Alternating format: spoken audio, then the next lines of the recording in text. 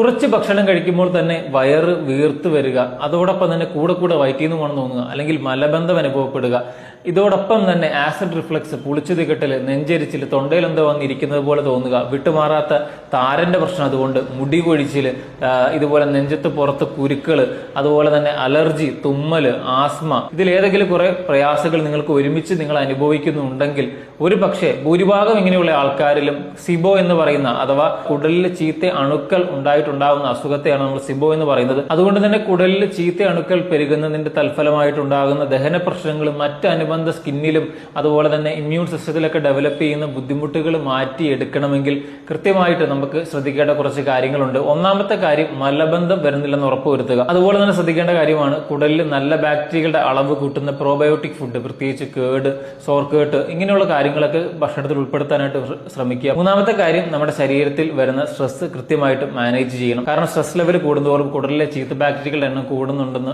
പഠനങ്ങൾ പറയുന്നുണ്ട്. ഇങ്ങനെയുള്ള കാര്യങ്ങളൊക്കെ നമുക്കിത് പരിഹരിക്കാനായിട്ട് ചെയ്യാവുന്നതാണ്. പക്ഷെ ഞാൻ നേരത്തെ പറഞ്ഞതുപോലെ വിട്ടുമാറാത്ത ദഹന പ്രശ്നങ്ങളോടൊപ്പം തന്നെ അത് കാലങ്ങളായിട്ട് നീണ്ടുനിന്ന് അതിന്റെ തീവ്രത കൂടിയിട്ട് മറ്റനുബന്ധ ബുദ്ധിമുട്ടുകൾ, അഥവാ നമുക്ക് താരൻ ഉണ്ടാവുന്നവരിൽ ആദ്യമേ ചിലപ്പോൾ പൊടി പോലെ ആയിരിക്കും വരുന്നത്, പിന്നെ അത് പൊളിച്ചെടുക്കാവുന്ന സ്കെയിലി ഡാൻഡ്രഫ് ഉണ്ടാവാം.